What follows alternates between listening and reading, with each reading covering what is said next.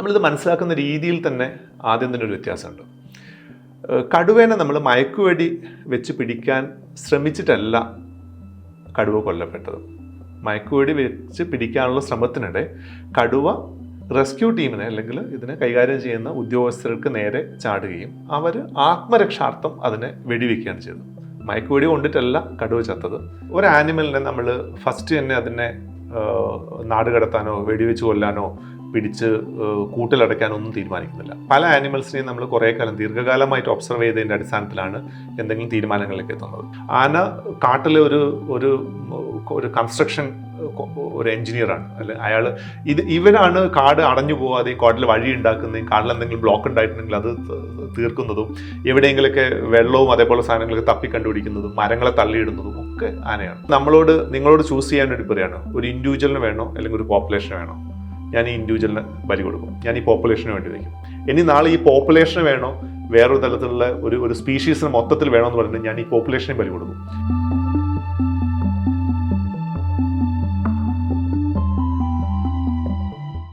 The Q അഭിമുഖത്തിൽ വനം വകുപ്പിലെ അസിസ്റ്റന്റ് കൺസർവേറ്റർ എം ജോഷിൽ സ്വാഗതം. Thank you. നമ്മൾ സംസാരിക്കുന്നതിൻ്റെ തൊട്ടടുത്ത ദിവസം ഇടുക്കിയിലൊരു കടുവ ഇറങ്ങി അതിൻ്റെ നടപടിക്രമങ്ങൾ പൂർത്തീകരിക്കുന്നതിനിടെ മയക്കുവെടി വെച്ച് കടുവ ചത്തു. അതിൻ്റെ വാർത്തകളാണ് ഇന്ന് പത്രത്തിലും ഇന്നും ടെലിവിഷൻ ചാനലിൽ പ്രധാനപ്പെട്ട വാർത്ത എന്നുള്ളത് അതുമായി ബന്ധപ്പെട്ടാണ്.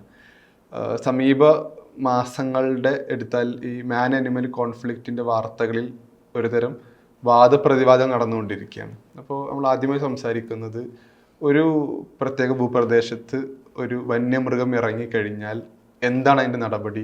വനം വകുപ്പ് ഉദ്യോഗസ്ഥർ അതിനെ ഏത് രൂപത്തിലാണ് കൈകാര്യം ചെയ്യേണ്ടത്? അതിന് തുരത്തിവിടുന്ന കാര്യങ്ങൾ എങ്ങനെയാണ്? അതിൻ്റെ ഒരു പ്രൊസീജിയർ എന്താണെന്നുള്ളത് സംസാരിക്കും. നമ്മൾ വനം ആയിട്ട് ബന്ധപ്പെട്ട വന്യജീവികളെ കൈകാര്യം ചെയ്യുന്നത് മുഴുവൻ ഈ വൈൽഡ് ലൈഫ് പ്രൊട്ടക്ഷൻ ആക്റ്റാണ്. റീസെൻ്റായിട്ട് 2022 ഭേദഗതി ചെയ്തിട്ടുള്ള ആക്റ്റാണ്. ഇതിലെ പ്രൊവിഷൻസ് വെച്ചിട്ടാണ് കൈകാര്യം ചെയ്യുന്നത്. അപ്പോൾ അതിൽ ഒരു സംസ്ഥാനത്തിൻ്റെ വനവുമായിട്ട് ബന്ധപ്പെട്ട ഏറ്റവും പരമമായിട്ടുള്ള അധികാരി ചീഫ് വൈൽഡ് ലൈഫ് വാർഡനാണ്. ജീവികളെല്ലാം നമ്മൾ ഈ ഷെഡ്യൂളുകളായിട്ട് തിരിച്ചിട്ടുണ്ട്, അതിൻ്റെ പ്രാധാന്യം അനുസരിച്ചിട്ട്. അപ്പോൾ പണ്ട് കൂടുതൽ ഷെഡ്യൂളുകൾ ഉണ്ടായിരുന്നു, ഇപ്പോൾ അതിനൊക്കെ ഏകീകരിച്ചിട്ട് ഷെഡ്യൂളുകൾ മിനിമൈസ് ചെയ്തിട്ടുണ്ട്. അപ്പോൾ സാധാരണ നമ്മൾ പ്രൊട്ടക്ഷൻ പോയിന്റ് ഓഫ് വ്യൂവിൽ ആനിമൽസിനെ കുറിച്ച് സംസാരിക്കുകയാണെങ്കിൽ ഷെഡ്യൂൾ 1ഉം ഷെഡ്യൂൾ 2ഉം മാത്രമേ ഉള്ളൂ. പണ്ടായിരുന്നെങ്കിൽ 1, 2, 3, 4, 5 വരെയൊക്കെ ഉണ്ടായിരുന്നു. ഇപ്പോൾ 1, 2 മാത്രം. അതിൽ ഏറ്റവും ഇമ്പോർട്ടൻ്റ് ആയിട്ടുള്ള സാധനമാണ് ഷെഡ്യൂൾ 1. ഷെഡ്യൂൾ 2 പിന്നീട് ഇമ്പോർട്ടൻ്റ് ആയിട്ടുള്ള സാധനം. ഇതിന് രണ്ടിനും കൈകാര്യം ചെയ്യേണ്ട രീതികളും രണ്ടിനും കൈകാര്യം ചെയ്യാവുന്ന പ്രൊവിഷൻസും ഒക്കെ തമ്മിൽ വ്യത്യാസമുണ്ട്. അപ്പോൾ സാധാരണ രീതിയിൽ ഏതെങ്കിലും ഒരു സ്ഥലത്തൊരു ആനിമൽ പുറത്തു വരികയാണെങ്കിൽ അതിൻ്റെ ഒരു നാച്ചുറൽ ഹാബിറ്റായിട്ടും തൊട്ടടുത്തുള്ള ജനവാസ മേഖലയിലാണ് വന്നതെങ്കിൽ നമ്മൾ ചിലപ്പോൾ അത് അടുത്ത ദിവസങ്ങളിൽ വരില്ലായിരിക്കും എന്നുള്ള രീതിയിൽ മോണിറ്റർ ചെയ്യും. അപ്പോൾ ആളുകളെ അത് പറഞ്ഞ് കൺവിൻസ് ചെയ്യിക്കാൻ ശ്രമിക്കും. നമ്മൾ സ്ഥലങ്ങളൊക്കെ ഇൻസ്പെക്ട് ചെയ്യും. ആളുകൾക്ക് എന്തെങ്കിലും നഷ്ടം ഉണ്ടായിട്ടുണ്ടെങ്കിൽ അത് നികത്താനുള്ള നടപടികൾ എടുക്കും. അതല്ല, ചിലപ്പോൾ ചില സ്ഥലങ്ങളിൽ ചില ആനിമൽസൊക്കെ കുറച്ച് ഷിഫ്റ്റഡ് ആയിട്ട് ഒട്ടും പ്രതീക്ഷിക്കാത്ത സ്ഥലങ്ങളിലൊക്കെ ആനിമൽസ് ഉണ്ടാവും. നമ്മൾ പറഞ്ഞാൽ ചിലപ്പോൾ വിശ്വസിക്കില്ല. കണ്ണൂർ ടൗണിൽ നിന്ന് ഞങ്ങൾ ലെപ്പേഡിനെ പിടിച്ചിട്ടുണ്ട്, അതേപോലെ കോഴിക്കോട് ടൗണിൽ നിന്ന് പിടിച്ചിട്ടുണ്ട്. ഇതൊക്കെ എങ്ങനെ എത്തി എന്ന് പറഞ്ഞിട്ടുണ്ടെങ്കിൽ അതിന് പലതരത്തിൽ അസ്വാഭാവികമാണ്, സ്വാഭാവികവുമാണ്.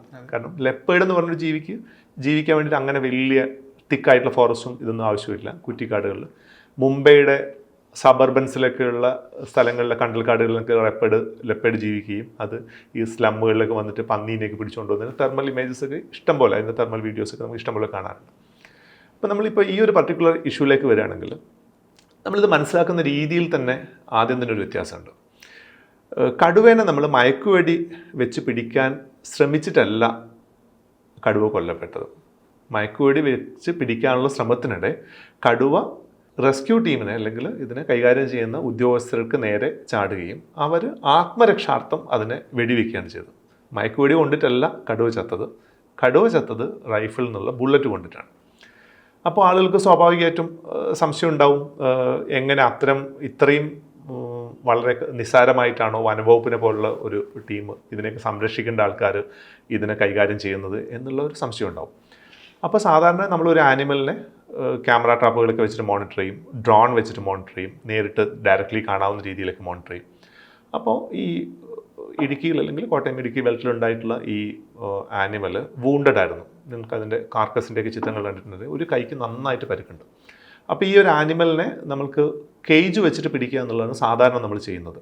കേജ് ഒരുക്കുന്നു, എന്നിട്ട് കേജിലേക്ക് ആളുകൾ മറ്റ് ഡിസ്റ്റർബൻസ് ഒക്കെ ഒഴിവാക്കുമ്പോൾ കേജിലൊരു പ്രേ ആനിമലിനെ വയ്ക്കും. എന്നിട്ട് ആനിമൽ വന്ന് ചാടുമ്പോൾ നമ്മളതിനെ ട്രാൻസ്ലോക്കേറ്റ് ചെയ്യുക എന്തെങ്കിലുമൊക്കെ ചെയ്യും. പക്ഷേ ഇവിടെ എന്താണെന്ന് വെച്ചിട്ടുണ്ടെങ്കിൽ ഈ ആനിമലിനെ ഹണ്ട് ചെയ്യാൻ പറ്റാത്ത രീതിയിൽ ഇഞ്ചേർഡ് ആയതുകൊണ്ട് അതൊരു സ്ഥലത്ത് കോർണേഡാണ്, ഒരു തേയിലത്തോട്ടത്തിനടുത്ത് കോർണേഡാണ്.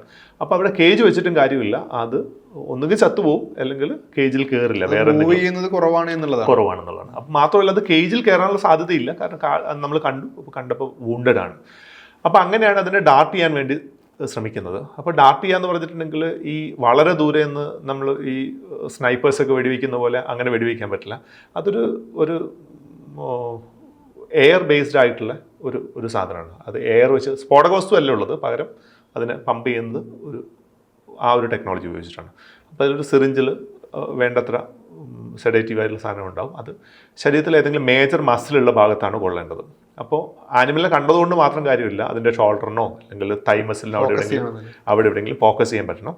പക്ഷേ അതിൻ്റെ ടാർഗറ്റിങ്ങോ അതേപോലെ കാര്യങ്ങളൊക്കെ വളരെ പ്രിസൈസ് ആണ്. നല്ല വെപ്പൺസ്, നല്ല ഡാർട്ടിങ് ഉപകരണങ്ങൾ തന്നെ ഡിപ്പാർട്ട്മെൻറ്റിൻ്റെ കയ്യിലുണ്ട്.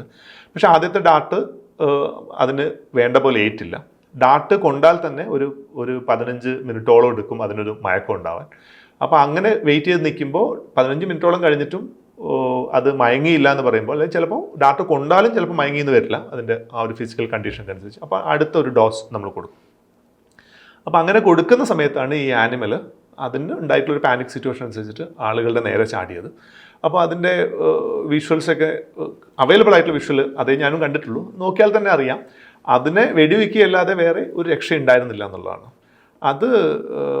അതിൻ്റെ ഒരു കൺസർവേഷൻ പോയിന്റ് ഓഫ് വ്യൂവിലും അതിലങ്ങനെ ഭീകരമായിട്ടുള്ളൊരു തെറ്റുള്ളതായിട്ട് നമ്മൾ കാണേണ്ട കാര്യമില്ല എന്നുള്ളതാണ്. കാരണം നമ്മൾ ഈ പറയുന്ന എല്ലാം തന്നെ മനുഷ്യൻ്റെ പോയിന്റ് ഓഫ് വ്യൂവിലുള്ളൊരു കൺസർവേഷനാണ്. നമ്മൾ ഈ വന്യജീവികളെ സംരക്ഷിക്കുന്നു എന്ന് പറയുമ്പോഴും വന്യജീവികളെ സംരക്ഷിച്ചാലേ നമുക്ക് സർവൈവ് ചെയ്യാൻ പറ്റുമെന്നുള്ള ഒരു തിരിച്ചറിവ് കൊണ്ട് മാത്രമാണ് നമ്മൾ ബേസിക്കലി മനുഷ്യനാണ്. പക്ഷേ ഇപ്പോൾ ഉള്ളൊരു പ്രശ്നം എന്താ വെച്ചിട്ടുണ്ടെങ്കിൽ ആളുകൾക്ക് ഈ മനുഷ്യനേക്കാളും പ്രയോറിറ്റി ഇതാണ്. മാത്രമല്ല പ്രിവിലേജ് കുറഞ്ഞ ആളുകളുടെ കാര്യത്തിലാകുമ്പോഴാണ് പ്രയോറിറ്റി കുറയുന്നത്. ഇതിനെ സെക്രട്ടേറിയറ്റിന് നടക്കലാണെങ്കിൽ അപ്പം തന്നെ വെടിവെച്ച് കൊല്ലില്ലേ എന്നൊക്കെ പറയുന്നുണ്ട്. പിന്നെ വേറൊരു പ്രശ്നം എന്താ വെച്ചിട്ടുണ്ടെങ്കിൽ ഇത്തരം ജീവികളുമായിട്ട് ബന്ധപ്പെട്ട് ധാരാളം ഗ്രൂപ്പുകൾ, ഇത്തരം ജീവികളുടെ കൺസർവേഷനൊക്കെ ആയിട്ട് ബന്ധപ്പെട്ട് ധാരാളം ഗ്രൂപ്പുകൾ ഇന്ത്യയിലും പുറത്തൊക്കെ പ്രവർത്തിക്കുന്നുണ്ട്. അപ്പോൾ അവരെ സംബന്ധിച്ചിടത്തോളം അല്ലെങ്കിൽ എല്ലാവരെ സംബന്ധിച്ചിടത്തോളം നമ്മുടെ ഒരു ദേശീയ മൃഗമാണ്, ഷെഡ്യൂൾ 1 പെട്ടതാണ്. അപ്പോൾ ആ മൃഗം എന്തെങ്കിലും കാരണവശാൽ കൊല്ലപ്പെട്ടിട്ടുണ്ടെങ്കിൽ അതിന് ഒരു OR ഇട്ട് തന്നെ അതിന് ഒരു ഒക്കറൻസ് റിപ്പോർട്ട് എന്നുള്ള രീതിയിൽ നമ്മൾ ടെക്നിക്കൽ FIR എന്നൊക്കെ പറയുന്ന പോലെ പറയുന്നതാണ്. അപ്പോൾ ഏത് കടുവ ചത്തിട്ടുണ്ടെങ്കിലും അതിനെ NTCAയുടെ ഗൈഡ് ലൈൻസ് പ്രകാരം ഒരു കുറ്റകൃത്യം ഉണ്ടായി എന്നുള്ള രീതിയിൽ തന്നെ കേസ് രജിസ്റ്റർ ചെയ്ത് അന്വേഷിച്ച് അതിനെ അവസാനം അത് ഡ്രോപ്പ് ചെയ്യാനേ പറ്റുള്ളൂ. നമ്മളിപ്പോൾ ഒരു കടുവ ചത്ത് കിടക്കുന്നുണ്ട്, നമുക്ക് തന്നെ അറിയാം നമ്മൾ പിടിച്ച് ട്രീറ്റ് ചെയ്യുമ്പോൾ ചത്തുപോയതാണ്, എന്നാൽ പോലും ഒക്കറൻസ് ഒരു പ്രൊസീജിയർ ഉണ്ട്. പക്ഷെ ആളുകൾ നിങ്ങൾ SOP പാലിക്കാതെ അതിന് വെടിവെച്ച് വന്നൊരു പാവം ജീവിയെ വെടിവെച്ചുകൊണ്ട് നിങ്ങൾ കൈകാര്യം ചെയ്യുന്ന എല്ലാം തന്നെ ഇത് തന്നെയാണുള്ള അവസ്ഥ എന്ന് പരിതപിക്കുന്ന ആൾക്കാരുമുണ്ട്. ആക്ടിൽ പ്രൊഹിബിഷൻ ഓഫ് ഹണ്ടിങ് എന്ന് പറയുന്ന സെക്ഷന് തുടർച്ചയായിട്ട് പറയുന്ന കാര്യങ്ങളിൽ തന്നെ പറയുന്നുണ്ട് ഏതൊക്കെ കണ്ടീഷനിൽ ആനിമലിനെ നമുക്ക് പിടിക്കാം അല്ലെങ്കിൽ പിടിക്കാം എന്ന് വെച്ചാൽ ഹണ്ട് ചെയ്യുക തന്നെയാണ്. ഹണ്ട് ചെയ്യുക എന്നുള്ള ഡെഫിനേഷനിൽ എല്ലാം വരും. കൊല്ലുന്നത് ഉൾപ്പെടെ പിടിച്ചു മാറ്റുന്നതെല്ലാം തന്നെ ഹണ്ടിങ് ആണ്.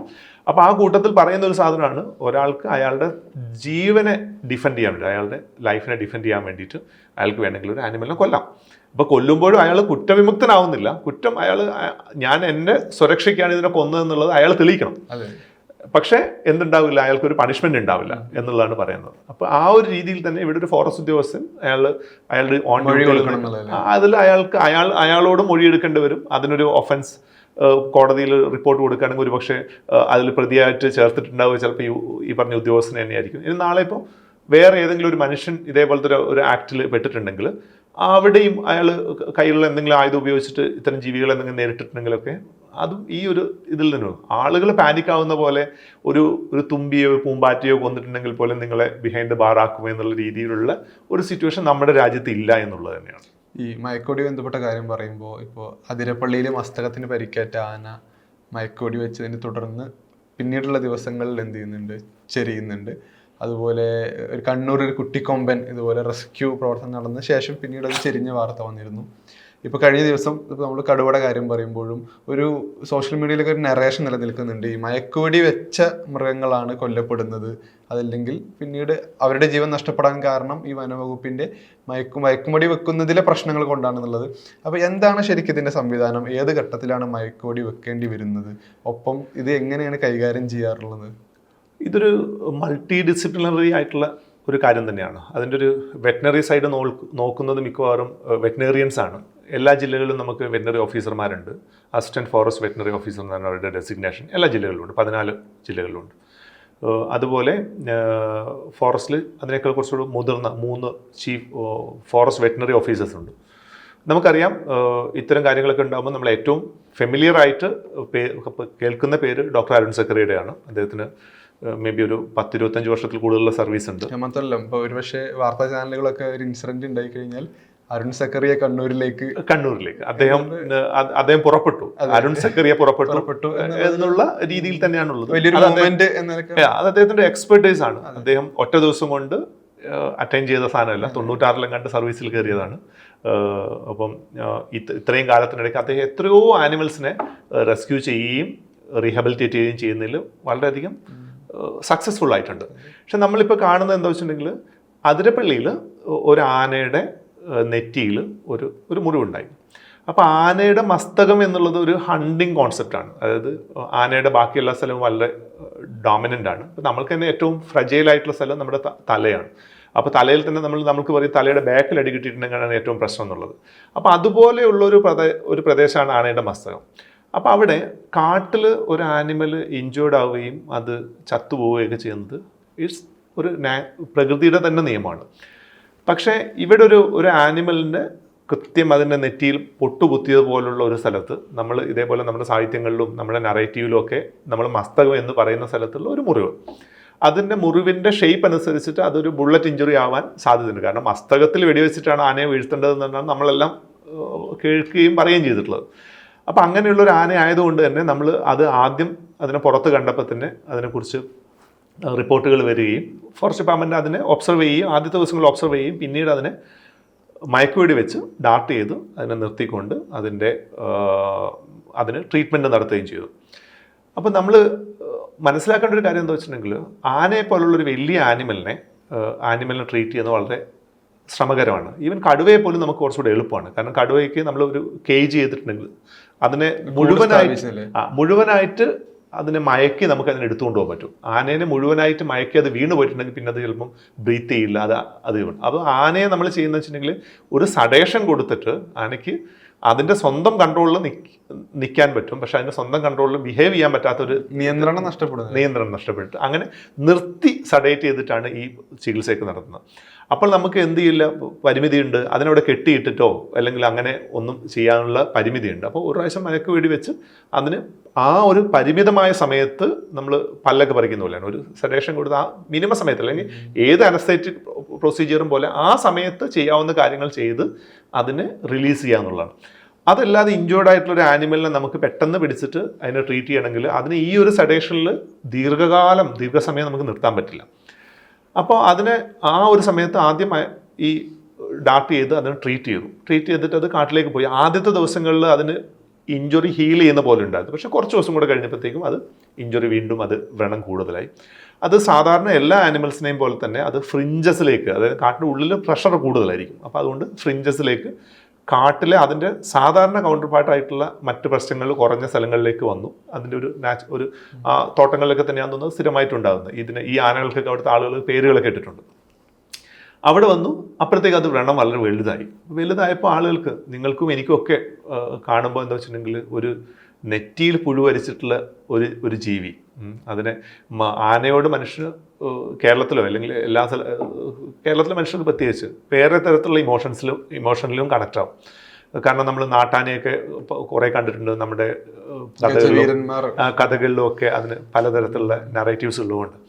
അപ്പോൾ രണ്ടാമത് അതിന് വീണ്ടും ഇത് മയക്കുവെടി വെക്കണം എന്ന് പറയുമ്പോഴത്തേക്കും ആ ആനിമൽ ശരിക്കും പറഞ്ഞാൽ മയക്കുവെടി വെക്കാതെ തന്നെ അത് അതിൻ്റെ ടുവേർഡ്സ് ഹിസ് ലാസ്റ്റ് ബ്രെത്ത് എന്നുള്ള നിലയിലേക്ക് പോകുമായിരുന്നു. അവിടെ ഒരു ഫോറസ്റ്റർ എന്നുള്ള നിലയിൽ ഞങ്ങൾ ആരും പാനിക് ആവേണ്ട യാതൊരു കാര്യമില്ല. ഞങ്ങൾ ആരും പാനിക് ആയിട്ടില്ല. ഞാൻ ആ ഓപ്പറേഷനിലില്ല. അതേപോലൊരു സാഹചര്യത്തിൽ ഞാൻ കാണുകയാണെങ്കിലും അതെന്താണെന്ന് വെച്ചിട്ടുണ്ടെങ്കിൽ അതും ഈ ആനകളുടെ പോപ്പുലേഷൻ ഒക്കെ കുറയുന്ന, ആനകൾ ചാവാനുള്ളൊരു കാരണം അതും കൂടെയാണ്. അല്ലാതെ നമ്മളൊക്കെ വേറെ എന്തെങ്കിലും കാരണങ്ങൾ കൊണ്ട് മരിച്ചു പോകുന്ന പോലെ തന്നെ, നമ്മൾക്ക് ഇഞ്ചുറി ഒക്കെ വന്നിട്ട് മരിച്ചു പോകുന്ന പോലെ തന്നെയാണ് ഈ ആനയ്ക്ക് ഇത്തരം ഇഞ്ചുറീസ് ഉണ്ടാകുന്നത്. അത് ബുള്ളറ്റ് ഷോട്ടാണോ എന്നുള്ള കാര്യങ്ങളൊക്കെ നമ്മൾ അതിനുശേഷം പോസ്റ്റ്മോർട്ടം നടത്തിയിട്ട് അതിൻ്റെ ഉള്ളിൽ നിന്ന് പെല്ലറ്റ് അതേപോലെ സാധനങ്ങൾ കിട്ടിയിട്ടില്ല. പക്ഷെ എന്നാലും ആളുകൾക്ക് ആ മുറിവിൻ്റെ ഷേപ്പും ആ സ്ഥലവും വെച്ചിട്ട് ആളുകൾക്ക് കൺവിൻസ് ആവില്ല. കാരണം ഫോറസ്റ്റ് ആൻഡ് വൈൽഡ് ലൈഫ് എന്നുള്ള സബ്ജക്റ്റ് വരുമ്പോൾ എല്ലാവരും എക്സ്പെർട്ടുകളാണ്. ഇതിൽ ഒരു പ്രൊഫഷണലായിട്ട് ഒരാളെ ആരും കാണുന്നില്ല. ഒരുപക്ഷെ നമ്മുടെ പോളിസിയുടെ കൊണ്ടായിരിക്കും. ഫോറസ്റ്റ് എന്ന് വെച്ചിട്ടുണ്ടെങ്കിൽ നമ്മൾ 88 അഡോപ്റ്റ് ചെയ്തിട്ടുള്ള പോളിസി പ്രകാരം ഇത് നമ്മൾ ജോയിൻറ്റ് ഫോറസ്റ്റ് മാനേജ്മെൻറ്റ് എന്ന് പറയും, അല്ലെങ്കിൽ പാർട്ടിസിപ്പേറ്ററി മാനേജ്മെൻറ്റാണ്. അപ്പോൾ അതിൻ്റെ ഒരു ഇതനുസരിച്ചിട്ട് എല്ലാവരും തന്നെ ഫോട്ടോഗ്രാഫേഴ്സ് പറയും, അവരുടേതായ തിയറി പറയും, ആനിമൽ ആക്ടിവിസ്റ്റുകൾ അവരുടേതായ തിയറി പറയും. ഫ്രിഞ്ചസിലുള്ള ഈ ആനകളെ പോലുള്ള ജീവികൾ സ്ഥിരം നിരന്തരം ക്രോപ്പ് റൈഡ് ചെയ്തിട്ട് പോകുന്ന അത്തരം ആളുകൾ അന്നേരം പറയും അതങ്ങനെ ഇങ്ങ് ചാവട്ടെ, ഇങ്ങനെയൊക്കെയാണ് ആന ചാവുന്നതെന്ന് പറയും. അത്തരം ആളുകൾ ചിലപ്പം കുറച്ചുകൂടെ കടന്നു കൈയായിട്ട് എങ്ങനെ ആനകളെ ഇത്തരം സമയത്ത് കൊല്ലാം, എങ്ങനെയൊക്കെ ആനകളെ പരിക്കേൽപ്പിക്കാം എന്നുള്ള കാര്യങ്ങളൊക്കെ പറയും. അപ്പോൾ കണ്ണൂരുള്ളത് അതേപോലെ തന്നെ വായ്ക്കുള്ളിൽ ഇഞ്ചുറി ഉള്ള ഒരു ആനിമലാണ്. ഹൈപ്പോത്തസിസ് എന്താ വെച്ചിട്ടുണ്ടെങ്കിൽ സാധാരണ വായ്ക്കുള്ളിൽ ഒരു ആനിമലിന് എന്തെങ്കിലും ഇത് കാണണമെങ്കിൽ ആനകളെ തുരത്താൻ, ആനകളെ ഉപദ്രവിക്കാൻ മനഃപൂർവ്വം ആളുകൾ ചെയ്യുന്ന പ്രധാനപ്പെട്ട ഒരു കാര്യമാണ് ഏതെങ്കിലും ആന അട്രാക്റ്റഡ് ആവാൻ സാധ്യതയുള്ള സാധനത്തിനുള്ളിൽ എക്സ്പ്ലോസീവ് കെട്ടിവെക്കുക എന്നുള്ളത്. അപ്പോൾ ആന അതെടുത്ത് പൈനാപ്പിളോ അല്ലെങ്കിൽ അതേപോലെ ഉപ്പുള്ള എന്തെങ്കിലും സാധനമൊക്കെ ആണെങ്കിൽ അതെടുത്ത് വായിലിട്ട് ചവയ്ക്കുമ്പോൾ അത് വായിൻ്റെ ഉള്ളിൽ നിന്ന് പൊട്ടും. അപ്പോൾ പൊട്ടിയിട്ടുണ്ടെങ്കിൽ വലിയ ഇഞ്ചുറി ഉണ്ടാവും, പിന്നെ അത് ഹീൽ ചെയ്യില്ല, ചവയ്ക്കാനൊക്കെ പറ്റാതെ അവശനായിട്ട് മരിച്ചു പോകും. ഈ രണ്ട് കേസിൽ എന്താ വെച്ചിട്ടുണ്ടെങ്കിൽ ആന ഒരു ഇഞ്ചുറി അല്ലെങ്കിൽ ഒരു അസുഖം ബാധിച്ച് it was inching towards death എന്നുള്ള സമയത്താണ് നമ്മളതിനെ ട്രീറ്റ് ചെയ്യാൻ ശ്രമിക്കുന്നത്. ഈ മയക്കുവെടി വയ്ക്കുക എന്നുള്ളത് ഒരു സൈഡ് ഇഫക്ട്സും ഇല്ലാത്ത, ഒട്ടും ഹാംലെസ് അല്ലാത്ത ഒരു ആക്ടിവിറ്റി അല്ല. നമ്മൾക്ക് അനസ്തേഷ്യ തരുന്ന പോലെ, നമ്മൾക്ക് അനസ്തേഷ്യയിൽ നിന്ന് ചിലപ്പോൾ റിക്കവറി ചെയ്യാതെ ആളുകൾ കോമയിലേക്കൊക്കെ പോകുന്ന പോലെ അനസ്തേഷ്യയുടെ തുടർച്ചയായിട്ട്, ഈ മയക്കുവെടിയുടെ തുടർച്ചയായിട്ട് ആന ചിലപ്പോൾ ചെരിഞ്ഞു പോവാം.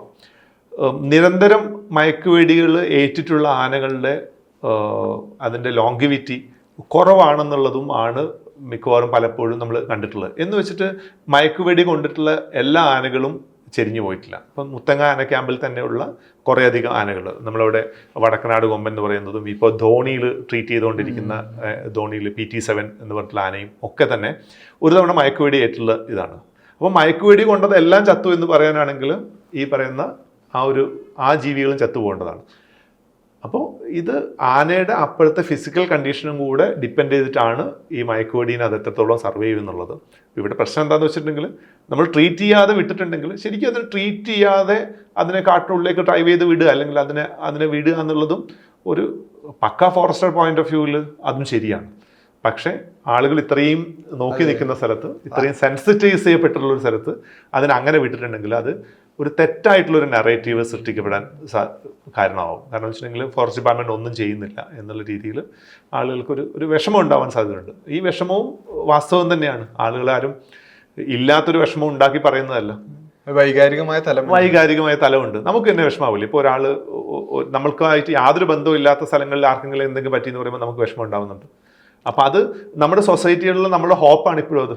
കാരണം വെച്ചാൽ ഇതിന് ഇഞ്ചുവേർഡ് ആകുമ്പോഴും വിഷമിക്കാൻ ആളുണ്ടല്ലോ. ഇതിൻ്റെ ഒരു വൈകാരിക തലം പറയുമ്പോൾ ഇപ്പോൾ അരിക്കൊമ്പനെ നാട് കടത്തിയ ആളുകൾ എന്നാണ് വനം വകുപ്പിനെ കുറിച്ചിട്ടുള്ള വലിയൊരു വിമർശനം. അതിനു വേണ്ടി പ്രത്യേക ഒരു ആൻറ്റി ഫോറസ്റ്റ് ടീമിൻ്റെ ഒരു വലിയ ഫേസ്ബുക്ക് ഗ്രൂപ്പും അതിലെപ്പോഴും ചർച്ചകളും സംസാരമൊക്കെ നടക്കുന്നത് അരിക്കൊമ്പൻ അമ്മയുമായി അത്ര അടുത്ത ബന്ധമുണ്ടായിരുന്ന അമ്മയുടെ ഓർമ്മ ദിനത്തിൽ ആ സ്ഥലത്തേക്ക് വീണ്ടും എത്തുന്ന ഒരു ജീവിയെ ഒട്ടും വൈകാരികത പരിഗണിക്കാതെ തമിഴ്നാട്ടിലേക്ക് നാട് കടത്തിയ ആളുകൾ എന്നുള്ളതാണ്. ഈ കാര്യം പറയുമ്പോൾ തന്നെ ഒരു പൊതുബോധത്തിനനുസരിച്ച് പണിയെടുക്കാൻ അല്ല നമ്മുടെ ജോലി. ഇതിനപ്പുറത്തേക്ക് ഇതിനൊരു സ്ട്രിക്ട്ലി എഴുതപ്പെട്ട നിയമമുണ്ട്, അതിന് ഭേദഗതി വരുത്തുന്നുണ്ട്. അപ്പോൾ ഒരു തരം ഒരു സ്റ്റാറ്റിസ്റ്റിക്സ് ക്ലിയർ ആക്കണമെങ്കിൽ ഒരു പരിമിതി ഉണ്ടല്ലോ അതിൽ. അപ്പൊ എങ്ങനെയാണ് അതിൽ ഔദ്യോഗികമായി ഇതിനെ വിശദീകരിക്കുന്നത്? കാര്യം എന്താ വെച്ചിട്ടുണ്ടെങ്കിൽ ഒരു ആനിമലിനെ നമ്മൾ ഫസ്റ്റ് തന്നെ അതിനെ നാട് കടത്താനോ വെടിവെച്ച് കൊല്ലാനോ പിടിച്ച് കൂട്ടിലടയ്ക്കാനൊന്നും തീരുമാനിക്കുന്നില്ല. പല ആനിമൽസിനെയും നമ്മൾ കുറേ കാലം ദീർഘകാലമായിട്ട് ഒബ്സർവ് ചെയ്തതിൻ്റെ അടിസ്ഥാനത്തിലാണ് എന്തെങ്കിലും തീരുമാനങ്ങളിലേക്ക് എത്തുന്നത്. ഞാൻ നേരിട്ട് ഇൻവോൾവ് ചെയ്തിട്ടുള്ള ചില എക്സ്പീരിയൻസുകൾ പറയാം. ഈ ആറളം മേഖലയിൽ ചുള്ളിക്കൊമ്പൻ എന്ന ആളുകൾ പേരിട്ട് വിളിച്ചിട്ടുള്ള ഒരു ആനയുണ്ടായിരുന്നു. ചെറിയ നീണ്ട കൊമ്പാണ്. അത് ഭയങ്കര എല്ലാ ഒബ്സ്റ്റക്കിളും തടസ്സങ്ങളെയൊക്കെ തട്ടിത്തകർത്ത് പോകുന്ന ഒരു ആനിമലാണ്. ആന കാട്ടിലെ ഒരു കൺസ്ട്രക്ഷൻ ഒരു എഞ്ചിനീയറാണ്. അല്ലെ, അയാൾ ഇവരാണ് കാട് അടഞ്ഞു പോകാതെയും കാട്ടിൽ വഴി ഉണ്ടാക്കുന്നതും കാട്ടിൽ എന്തെങ്കിലും ബ്ലോക്ക് ഉണ്ടായിട്ടുണ്ടെങ്കിൽ അത് തീർക്കുന്നതും എവിടെയെങ്കിലൊക്കെ വെള്ളവും അതേപോലെ സാധനങ്ങളൊക്കെ തപ്പി കണ്ടുപിടിക്കുന്നതും മരങ്ങളെ തള്ളിയിടുന്നതും ഒക്കെ ആനയാണ്. അപ്പോൾ ആനയുടെ ഒരു നേച്ചർ എന്താ വെച്ചിട്ടുണ്ടെങ്കിൽ, ആന ഇടഞ്ഞാലൊക്കെ കണ്ടിട്ടില്ലേ, ആന ഇപ്പോൾ ഒരു വാഹനം ഉണ്ടെങ്കിൽ നേരെ അവിടെ വന്നിട്ടുണ്ടെങ്കിൽ അതിന് ഇപ്പുറത്തും അപ്പുറത്തൂടെ ഒക്കെ പോകാൻ സമയമുണ്ട്. പക്ഷേ ആന എന്തേ ചെയ്യുള്ളൂ, അതിന് മുന്നിലുള്ള തടസ്സത്തെ നീക്കിയിട്ടേ അത് പോവുള്ളൂ. അപ്പോൾ ഈ അരിക്കൊമ്പൻ എന്നുള്ളത് അരിക്കൊമ്പനെ പോലെ അല്ലെങ്കിൽ അതേപോലെ ഇപ്പോൾ ഈ പേരിട്ട് വിളിക്കുന്ന ആനയെ അങ്ങനെ പേരിട്ട് വിളിക്കണമെന്നും ഇടയ്ക്ക് പറഞ്ഞിട്ടുണ്ട്. ഈ ആനയ്ക്ക് ടെക്നിക്കലി ഉള്ള PT7 പോലുള്ള പേരുകളൊക്കെ വെക്കുകയല്ലാതെ ഇങ്ങനെ നമ്മൾ ഈ വട്ടപ്പേരുകളായിട്ട് ചാർത്തി കൊടുക്കുന്ന പടയപ്പ, അരിക്കൊമ്പൻ, ഏഴാറ്റുമുഖം ഗണപതി ഇതേപോലുള്ള പേരുകൾ അതൊരു പക്ഷെ അങ്ങനെ പേരിട്ട എല്ലാ ആനകളും ആ പേര് കാരണം ബുദ്ധിമുട്ടിയിട്ടേ ഉള്ളൂ എന്നുള്ളതാണ് ഞാൻ മനസ്സിലാക്കിയിട്ടുള്ളത്. പരിമിതിപ്പെടുന്നുള്ളതാണ്. അപ്പോൾ ഈ അരിക്കൊമ്പൻ എന്ന് പറയുന്ന, നമുക്ക് വേറെ പേരുകൾ ഇപ്പം തൽക്കാലം ഇല്ലാത്തതുകൊണ്ട് അരിക്കൊമ്പൻ എന്ന് പറയുന്ന ഈ ആന നിരന്തരം ആളുകളുടെ വീടുകളുടെ അടുക്കളയും മറ്റുമൊക്കെ ഉപ്പ് പോലുള്ള സാധനങ്ങൾ കിട്ടാൻ വേണ്ടിയൊക്കെ അതിനെ ഡിസ്റ്റർബ് ചെയ്യുകയൊക്കെ ചെയ്യുന്നതുകൊണ്ട് ആ ആനയാണ് പ്രധാനപ്പെട്ട പ്രശ്നം എന്നുള്ള നിലയിലുള്ള ഒരു ചിന്ത ഉണ്ടായിട്ടുണ്ടായിരുന്നു. അപ്പോൾ നമ്മളുടെ മുന്നിൽ 2-3 ഓപ്ഷൻസ് ആണുള്ളത്. ഒന്ന്, നിങ്ങൾക്ക് ഒരു ഇൻഡിവിജ്വലിനെ സംരക്ഷിക്കാം. ആ ഇൻഡിവിജ്വൽ എന്ത് പറഞ്ഞിട്ടുണ്ടെങ്കിലും ഇവരുടെ നാച്ചുറൽ ഹാബിറ്റാറ്റാണ്. മറ്റേ ഈ ചിന്നക്കനാൽ മേഖലയിലുള്ള പുനരധിവാസം വന്നതിന് ശേഷമാണ് ഇതാക്കിയിട്ടുള്ളത്. ട്രാൻസ്പോർട്ട് കൂടുതലായതുകൊണ്ടാണ്, ആളുകൾ ചെല്ലുന്നത് കൊണ്ടാണ്, ആളുകൾ അങ്ങോട്ട് ഉപദ്രവിക്കുന്നുണ്ടാണ്, ഇവിടെ പണ്ട് ആനയാണ് ഉണ്ടായിരുന്നത് എന്നൊക്കെ പറഞ്ഞിട്ട് ആനേനെ, ആ അരിക്കൊമ്പനെ എവിടത്തേക്കും കൊണ്ടുപോയി ഇവിടെ തന്നെ വെക്കുന്നുള്ള രീതിയിൽ പറയാം. പക്ഷെ നമുക്ക് അങ്ങനെ പറഞ്ഞിട്ട് ഈ ആനയുടെ പോപ്പുലേഷൻ നമുക്ക് എന്ത് ചെയ്യാൻ പറ്റില്ല, അതിനെ നമുക്ക് ഒരിക്കലും പരിപാലിക്കാൻ പറ്റില്ല. കാരണം നിങ്ങൾക്കറിയാലോ, ആളുകളും കൂടെ സഹകരിക്കുന്നുണ്ട്, ആളുകൾക്കും കൂടെ താല്പര്യമുള്ളത് കൊണ്ടാണ് ഇതെല്ലാം സംരക്ഷിക്കപ്പെട്ടു പോകുന്നത്. അപ്പോൾ നിങ്ങളോട് ചൂസ് ചെയ്യാൻ വേണ്ടി പറയുകയാണ്, ഒരു ഇൻഡിവിജ്വലിന് വേണോ അല്ലെങ്കിൽ ഒരു പോപ്പുലേഷന് വേണോ? ഞാൻ ഈ ഇൻഡിവിജ്വലിന് ബലി കൊടുക്കും, ഞാൻ ഈ പോപ്പുലേഷന് വേണ്ടി വയ്ക്കും. ഇനി നാളെ ഈ പോപ്പുലേഷന് വേണോ വേറൊരു തരത്തിലുള്ള ഒരു സ്പീഷീസിന് മൊത്തത്തിൽ വേണമെന്ന് പറഞ്ഞിട്ട് ഞാൻ ഈ പോപ്പുലേഷനെ ബലി കൊടുക്കും. ഇനി മൊത്തത്തിലുള്ള പല പോപ്പുലേഷനുകൾ വേണോ അല്ലെങ്കിൽ ഒരു സ്പീഷീസിന് മാത്രം നിങ്ങൾ ബലി കൊടുക്കുമെന്ന് ചോദിച്ചിട്ടുണ്ടെങ്കിൽ ഞാൻ ആ സ്പീഷീസിനെയും ബലി കൊടുക്കും. അത് യാഥാർത്ഥ്യമാണ്. അത് യാഥാർത്ഥ്യമാണെന്ന് പറയാതെ ഈ ആനയെ പിടിച്ചു കൊണ്ടുപോകുമ്പോൾ അല്ലെങ്കിൽ അങ്ങനത്തെ ഒരു ജീവിയെ പിടിച്ചു കൊണ്ടുപോകുമ്പോൾ ഈ വളരെ ക്രിമിനൽ മൈൻഡായിട്ടുള്ള ആളുകൾ, മനുഷ്യന്മാർ എവിടെന്നെങ്കിലൊക്കെ ഇതായിക്കൊണ്ടിട്ടുണ്ടെങ്കിൽ ആൾക്കാർ പറയില്ലേ, നല്ലൊരു പയ്യനായിരുന്നു അല്ലെങ്കിൽ നല്ലൊരു സ്ത്രീ ആയിരുന്നു, എനിക്ക് അങ്ങനെ ഒരു സഹായം ചെയ്തിട്ടുണ്ടെന്നൊക്കെ. അതുപോലുള്ള ഒരു വൈകാരികതയാണ് അരിക്കൊമ്പൻ്റെ മുകളിൽ ഉണ്ടായിട്ടുള്ളത്. പിന്നെ ആനകൾ നിരന്തരം ഒരേ സ്ഥലങ്ങളിൽ വിസിറ്റ് ചെയ്യുന്ന ജീവികളാണ്.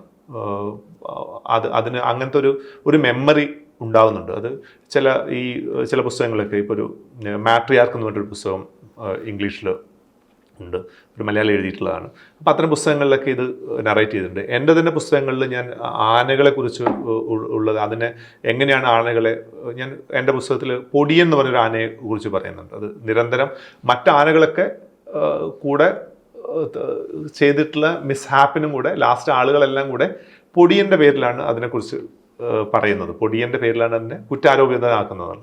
അപ്പം അങ്ങനെയുള്ളൊരു സിറ്റുവേഷനിൽ അരിക്കൊമ്പനെ മാറ്റിയാൽ അവിടെയുള്ള ആളുകളുടെ ആനയോടുള്ള ഹെയ്റ്റ് കുറയുമെങ്കിൽ, നമുക്ക് നാളെയും ആനയുടെ കൺസർവേഷൻ അവിടെ പറയാൻ പറ്റുമെങ്കിൽ അരിക്കൊമ്പനെ അവിടെ നിന്ന് മാറ്റുന്നതിൽ അതിൽ വേറെ തെറ്റൊന്നുമില്ല. അതിൻ്റെ നടപടിക്രമങ്ങൾ നടപടിക്രമങ്ങൾ ആദ്യം നമ്മൾ അതിനെ ഒബ്സർവ് ചെയ്തിട്ട് അതിനെ ഡ്രൈവ് ചെയ്തിട്ട് തിരിച്ച് അതിൻ്റെ നാച്ചുറൽ ഹാബിറ്റാറ്റിലേക്കൊക്കെ പറഞ്ഞു വിടുക. പക്ഷെ അതിൻ്റെ നാച്ചുറൽ ഹാബിറ്റാറ്റ് അത് തന്നെയാണ്. ഈ തേയിലത്തോട്ടങ്ങൾക്ക് ഇടയിലുള്ള ഷോലകളും അതിൻ്റെ ഇടയ്ക്കുള്ള യൂക്കാലി തോട്ടങ്ങളും ഒക്കെ തന്നെയാണ് ഇതിൻ്റെ നാച്ചുറൽ ഹാബിറ്റാറ്റ്. ഈ സ്ഥലങ്ങളിലേക്ക് ഒരു പുനരധിവാസ പദ്ധതിയുടെ ഭാഗമായിട്ട് ഈ ചിന്നക്കനാൽ മേഖലയിൽ ലാൻഡ്ലെസ് ആയിട്ടുള്ള ആളുകൾക്ക് വന്നിട്ട് ഭൂമി കൊടുക്കുകയും അവരിൽ കുറേ ആളുകൾ അവിടെ താമസം ഉണ്ടായിരുന്നു. പിന്നീട് ഈ പ്രശ്നങ്ങൾ കൂടുതൽ സങ്കീർണമായപ്പോൾ പലരും അവിടെ നിന്ന് ഒഴിഞ്ഞു പോവുകയും ചെയ്തിട്ടുള്ളതാണ്. അപ്പോൾ ഈ നിരന്തരം ഒബ്സർവ് ചെയ്തിട്ട് ഇതിനെ തിരിച്ച് കാട്ടിലേക്ക് കയറ്റി വിടാൻ പറ്റാത്ത ഒരു അവസ്ഥ വരികയാണെങ്കിൽ നമ്മളതിനെ റേഡിയോ കോളർ ചെയ്യും. റേഡിയോ കോളർ ചെയ്യുന്നതും ഇതേപോലെ തന്നെ അതിനെ ട്രയാങ്കുലേസ് ചെയ്ത് അതിന് റേഡിയോ കോളർ വേണം. പക്ഷേ അരിക്കൊമ്പനെ നമ്മൾ റേഡിയോ കോളർ ചെയ്യാൻ വേണ്ടിയിട്ട് കുറേ വർഷങ്ങൾക്ക് മുമ്പ് ശ്രമിച്ചതാണ്. ആ ശ്രമിച്ച സമയത്ത് എപ്പോഴാണോ റേഡിയോ കളർ ചെയ്യുന്നത് പലപ്പോഴും അങ്ങനെ ഉണ്ടാവാറുണ്ട്. നമ്മളൊരു ആനിമലിനെ ടാർഗറ്റ് ചെയ്തിട്ട് അതിന് നമ്മൾ ഉത്തരവൊക്കെയായി വരുന്നതിന് ശേഷം പിന്നെ കുറേ ദിവസത്തേക്ക് ആനിമലിനെ കാണില്ല. ഇതിന് ആരാണ് ഇതിന് ഇങ്ങനെ ഒരു ഇൻഫർമേഷൻ കൊടുക്കുന്നതെന്ന് പോലും നമ്മൾ ആരെങ്കിലും ചോർത്തിയോ എന്നുള്ളത് പോലും സംശയിക്കുന്ന രീതിയിൽ ആനിമലിനെ കാണാനുണ്ടാവും. അപ്പോൾ അരിക്കൊമ്പൻ ഇതിന് മുമ്പ് 1-2 തവണ റേഡിയോ കോളർ ചെയ്യാൻ വേണ്ടി ശ്രമിച്ചതാണ്. പിന്നെ അതിൻ്റെ ഒരു രീതി അനുസരിച്ച് മനുഷ്യനായിട്ട് വളരെ കൂടുതൽ മനുഷ്യനോട് തീരെ ഭയമൊന്നും ഇല്ലാതെ, മനുഷ്യനെ ഒരു ഡിറ്ററൻസ് ഇല്ലാതെ ഈ മനുഷ്യൻ ഇടപഴകുന്ന എല്ലാ സ്ഥലങ്ങളിലേക്കും വന്ന് പെരുമാറിക്കൊണ്ടിരുന്ന ഒരു ആനയായിരുന്നു. അപ്പോൾ ഈ ഒരു സാധനത്തിന് ആളുകൾ ഐഡൻറ്റിഫൈ ചെയ്തിട്ട് അതിൻ്റെ ഒരു ബിഹേവിയർ ഇതനുസരിച്ചിട്ട് അത് മിക്കവാറും ഈ ഉപ്പ് പോലുള്ള സാധനങ്ങൾ കിട്ടാൻ വേണ്ടിയിട്ടുമൊക്കെ ആളുകളുടെ അടുക്കളയും മറ്റു സാധനങ്ങളൊക്കെ കൺസ്ട്രക്ഷൻസ് പൊളിക്കുക എന്നുള്ള സാധനങ്ങളൊക്കെ നിരന്തരമായിട്ട് വന്നതുകൊണ്ടാണ് ഈ അരിക്കൊമ്പനെ അവിടെ നിന്ന് മാറ്റിയത്. അപ്പോൾ മാറ്റാൻ വേണ്ടിയിട്ട് നമ്മൾ തീരുമാനിക്കുമ്പോൾ അതിനെ ട്രാങ്കുലൈസ് ചെയ്യാൻ വേണ്ടി ഇതാക്കും. പക്ഷേ ട്രാങ്കുലൈസ് ചെയ്യുന്നത് അതേപോലെ നമുക്ക് ഇതേപോലെ അന്നത്തെ ദിവസം എനിക്ക് എൻ്റെ ഓർമ്മ ശരിയാണെങ്കിൽ വൈകുന്നേരം 3 മണിയായപ്പോൾ ആനയെ കണ്ടതാണ്, എന്നിട്ട് വെടിവെച്ചില്ല. ഇതുമാര് സ്ഥിരം പതിവാണ്, അതിനെ വെറുതെ ഓടിച്ചു വിടാനുള്ള പതിവാണെന്ന് പറയും. പക്ഷേ 3 മണിക്ക് നമുക്ക് ട്രാങ്കുലൈസ് ചെയ്യാൻ പറ്റില്ല, അത്രയും ലേറ്റ് ആയി കഴിഞ്ഞിട്ടുണ്ടെങ്കിൽ. കാരണം ഒന്നാമത്തെ ഡാറ്റിൽ തന്നെ ആന മയങ്ങില്ല. അതിനുശേഷം അതിൻ്റെ മയക്കം ഒബ്സർവ് ചെയ്തിട്ട് അതിൻ്റെ മൂവ്മെൻറ്റ്സും അതിൻ്റെ വാലൊക്കെ മൂവ്മെൻറ്റ് ഇതാവുന്നത്, കണ്ണ് തിരിച്ചുമെന്ന്, ചെവി ആട്ടുന്നത്, ഇതേപോലുള്ള കാര്യങ്ങളൊക്കെ നോക്കിയിട്ട് മൾട്ടിപ്പിൾ ഡാറ്റ് കൊടുത്തിട്ടാണ് ആനയെ നിർത്തി സെഡേറ്റ് ചെയ്തിട്ടാണ് കുങ്കിയാനകളെയൊക്കെ വെച്ചിട്ട് അതിൻ്റെ കഴുത്തിലൊരു കുങ്കിയാനകൾ വെച്ച് ഇതിനെ ബ്ലോക്ക് ചെയ്തിട്ട് ഏതെങ്കിലും ഒരാൾ അതിൻ്റെ ഒരു വക്കക്കയറ് അതിൻ്റെ കഴുത്തിലിട്ട് ഇതാകും. അങ്ങനെ ആയി കഴിയുമ്പോഴത്തേക്കും പിന്നെ ആനയ്ക്ക് കുറച്ച് ബോധ്യപ്പെടും ഞാൻ ട്രാപ്പിലായി എന്നുള്ളത്. പിന്നെ മാത്രമല്ല കുങ്കിയാനകൾ എന്ന് പറയുന്ന ജീവികൾ ഭയങ്കര ഡോമിനൻ്റ് ആയിട്ടുള്ള ഒരുതരം ഗുണ്ടായിസ മനോഭാവമുള്ള ജീവികളാണ്. അതിനൊരു ഹാഫ് ടൈംഡാണ് ആ സാധനം.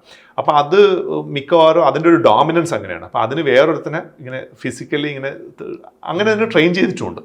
അപ്പോൾ അങ്ങനെ ഇതാക്കി കഴിഞ്ഞിട്ടുണ്ടെങ്കിൽ അതിനെ ഏറ്റവും അടുത്ത് ഒരു വാഹനം പോവാത്ത ഒരു സ്ഥലത്ത് അല്ലെങ്കിൽ കയറ്റി കൊണ്ടുവരാൻ പറ്റാത്ത സ്ഥലത്ത് വെള്ളം പരിസരത്തുണ്ടെങ്കിൽ, കാരണം വെള്ളം പരിസരത്തുണ്ടെങ്കിൽ ആനയ്ക്കറിയാം വാട്ടർ സോഴ്സ് എവിടെയാണെന്നുള്ളത്. അപ്പോൾ ഈ ഫസ്റ്റത്തെ ഡാറ്റ് കൊള്ളുമ്പോൾ തന്നെ ആന എന്ത് ചോദിച്ചിട്ടുണ്ടെങ്കിൽ അതിൻ്റെ ഒരു അവശത അതിന് ഫീൽ ചെയ്യുമ്പോൾ അത് നേരെ പോയി വെള്ളത്തിലിതാവും.